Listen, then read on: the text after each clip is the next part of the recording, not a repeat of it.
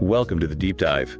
We're your shortcut to really getting under the hood of the latest earnings calls. And today we're looking at DNB Bank ASA, Norway's big universal bank. Yeah, their Q2 results for fiscal 25 just dropped, and the market reaction was something else. It really was. A stock dropped close to 10% in one day. That definitely gets your attention. It makes you ask, is this just a knee-jerk reaction or is there something more going on? So our mission today is to unpack what happened and, well, what it might mean. Let's start with the headline numbers from that July 11th release. Total income, NOK 22.5 billion. That was about 2% shy of the consensus, which was NOK 23.0 billion. Okay, a bit light there. And earnings per share, EPS, came in at NOK 6.79.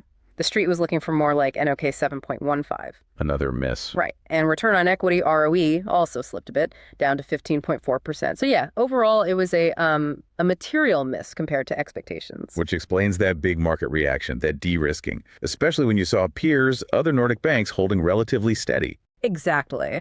So those are the headlines. Now let's dig a bit deeper into what actually drove this performance. Okay, where should we start? Net interest income seems like the obvious place, NII, and the whole rate picture. Definitely. NII was down this quarter. Management flagged a couple of reasons. One was accelerated loan growth, profitable growth, mind you, but it picked up towards the end of the quarter. And the other was shifts in the mix of their deposits. Right. And NII is always so tied to what the central banks are doing. Absolutely.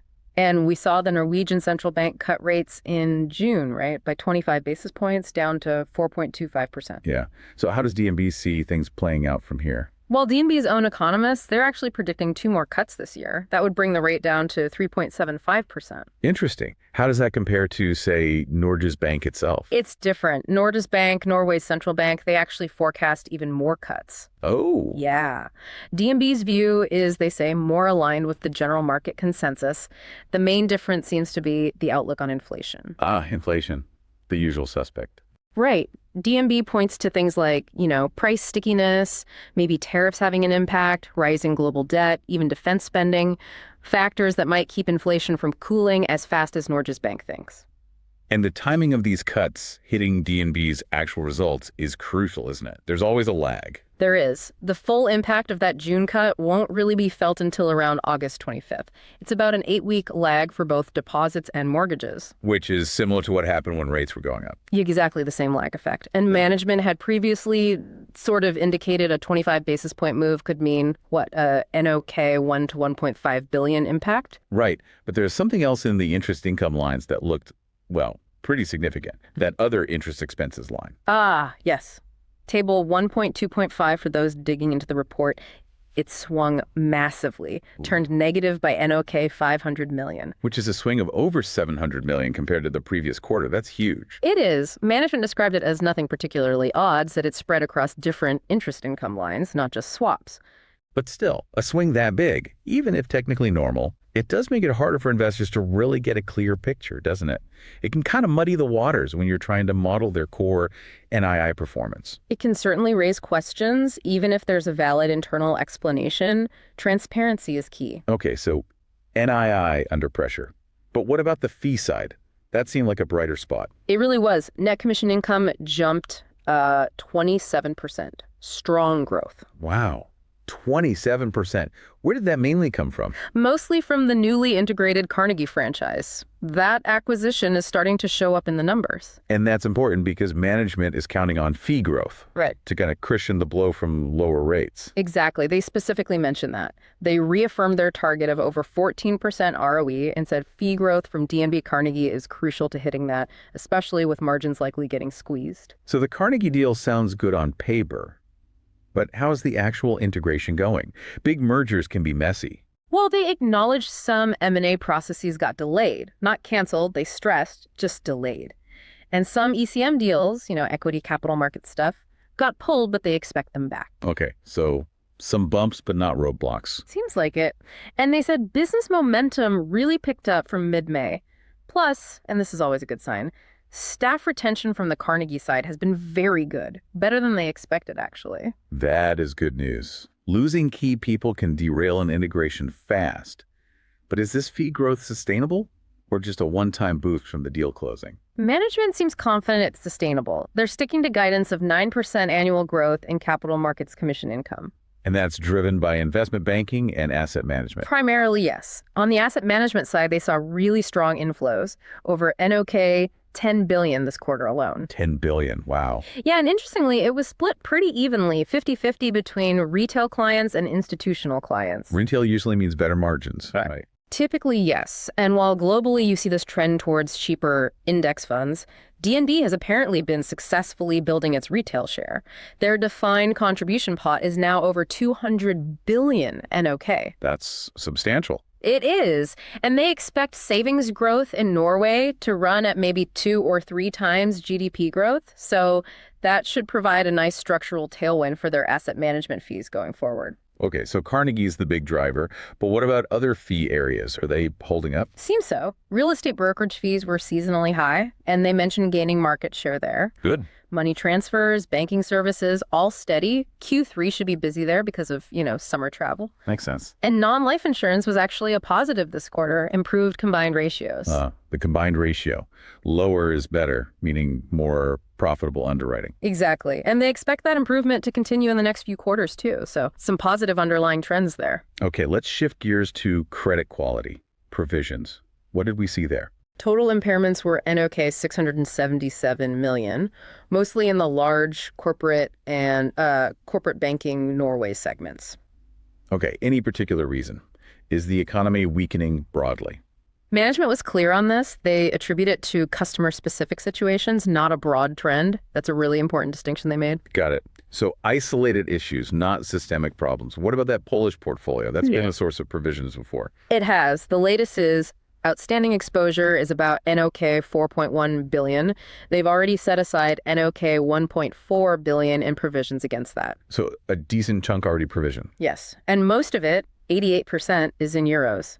Only a tiny bit, 2.3% was in Swiss francs. And I've actually written that part off completely. Okay. Provisions this quarter for Poland were around 152 million NOK, which is actually lower than last quarter. Management basically said this is their best estimate now, suggesting maybe the worst is accounted for.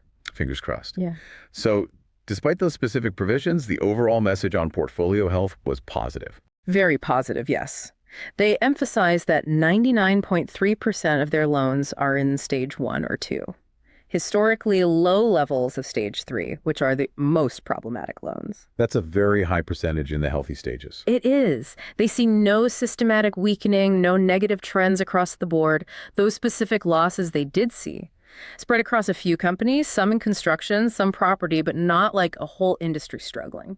And what about shipping? That can be volatile. They describe the shipping portfolio as very strong and low risk. Really? Low-risk shipping? Well, they put it down to being very selective with customers, strong owners, good cash flow, avoiding segments with oversupply issues. They also mentioned limited exposure to container shipping, which is the part most vulnerable to trade wars and tariffs right now. Okay, sounds like disciplined management there. So overall cost of risk outlook? Expected to generally stay below the long-term historical average, which is good news. Definitely. Now let's talk capital and growth. How's the balance sheet looking? Rock solid. Core equity tier 1 ratio is 18.3%. That's 180 basis points above what regulators require. Very strong buffer.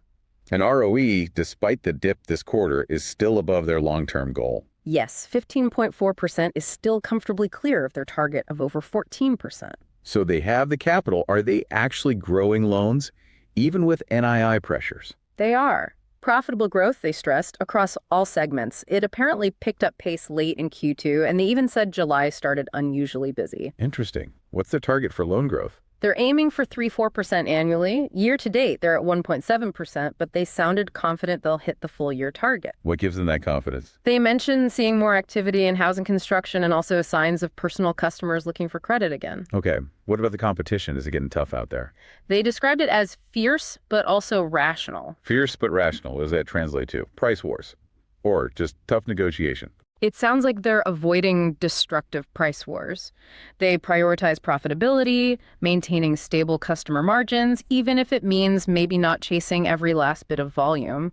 That feels rational. Makes sense. And they saw more mortgage interest after the rate cut. Yes, an uptick in inquiries, which could feed into future growth. We also heard about a drop in large corporate deposits. Was that a concern? Apparently not. It was a deliberate move. They changed their pricing on those low margin deposits because, well, it didn't make much sense for the bank to hold them at those rates. So optimizing the balance sheet, basically. Trading some volume for better profitability. Exactly. It impacts the volume number, but not really the revenue line significantly. You also mentioned their originate to distribute model involving insurance. Can you unpack that a bit? Sure. Think of it like this. DNB makes a loan, originates it, but instead of holding all the risk on their books, they use insurance as a tool to manage that risk. Yeah. Distribute it, in a sense. How does it help? Several ways. It helps manage their capital. They don't have to hold as much capital against insured loans. It reduces concentration risk if they have a lot of exposure to one client or industry. It lets them still do big deals for important clients, keeping the whole relationship, the share of wallet. Without taking on excessive risk. Precisely. And it can actually boost the overall yield on the transaction for them. It's a flexible tool for managing growth smartly. Interesting. And where is that large corporate growth coming from, geographically or by sector? Roughly half from Norway, half international.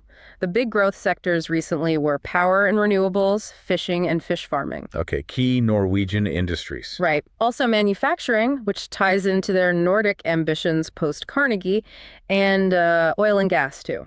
Oil and gas still growing. Growth in activity, yes, though they noted the actual exposure at default figure is down. That's partly due to a regulatory thing called CRR3, affecting how revolving credit lines are counted, not necessarily less lending. Regulatory nuances, always important. Speaking of regulation, what about Basel III, the output floor? They'll give the specifics in their August Pillar 3 report. They didn't give a number on the call, but they hinted they expect to be sort of mid-range compared to Nordic peers. And what does mid-range mean in this context? Well, the average RWA inflation, that's risk-weighted asset inflation, basically how much capital requirements might go up for their peers, is around 6%. Some are higher, maybe 11%, before they take actions to mitigate it. So mid-range sounds pretty manageable for DNB. Okay, good to know. What about DNB Life, the insurance arm's solvency? Still very high, over 260%. The minimum threshold where they think about sending all the profits back to the main bank is 140%, so they have a huge buffer. So lots of excess capital there. Tons. They do intend to send NOK 10 billion back to shareholders by 2030, which will gradually bring that solvency ratio down. But better risk results in the life business are also pushing it up, so it's a slow process. And they're demerging the leasing business. Why? DNB Finance. Yeah, the idea is to make it more competitive, more like a standalone leasing company, simplifying the structure, basically. Okay, so putting it all together, management sounds pretty confident. They highlight the fee growth coming from Carnegie, the strong capital, the generally healthy loan book. They do, but the market reaction tells a different story, doesn't it? It really does. Investors zeroed right in on that NII miss and the uptick in impairments, even if they were specific. And that explains the stock drop, especially when, as you said, peers like Nordea, Handelsbanken, they were mostly flat that day. So the market seems to be saying, okay, we hear you on the fees, but these rate cut headwinds, they're hitting now, and maybe faster than Carnegie can make up the difference. That seems to be the prevailing narrative reflected in the price action. The guidance didn't change, but the focus was clearly on those immediate pressures, NII and impairments. Right. Which brings us neatly to our next segment. This is not financial advice segment. Okay, so given everything we've discussed, DNB's results, that sharp market reaction, the underperformance versus peers, here's a potential idea, strictly for the adventurous, of course. Always for the adventurous. Consider a pair trade. The idea would be to go short DNB Bank ASA. Betting on continued underperformance. Exactly. And pair that by going long one of its Nordic peers that held up better, maybe a Nordea or a Handelsbanken. Okay, what's the thinking behind that specific trade? The thesis is that DNB's specific NII squeeze, combined with maybe a slower than hoped ramp up of those Carnegie fee synergies, creates a headwind that's somewhat unique to them right now. Or at least the market perceives it that way more strongly for DNB. Right. The market might be overestimating how quickly they can pivot, or maybe the headwinds are just stronger than initially thought. Meanwhile, the other banks seem, for now, a bit more resilient. So the trade tries to capture that relative difference. Betting DNB's specific issues might persist longer than the market expects, leading to further underperformance compared to its peers. Interesting. A classic relative value play based on specific company factors versus broader sector trends. Precisely. But again, purely an idea, not advice. Absolutely. So that wraps up our deep dive into DNB's Q2 call. We've covered quite a bit. We have.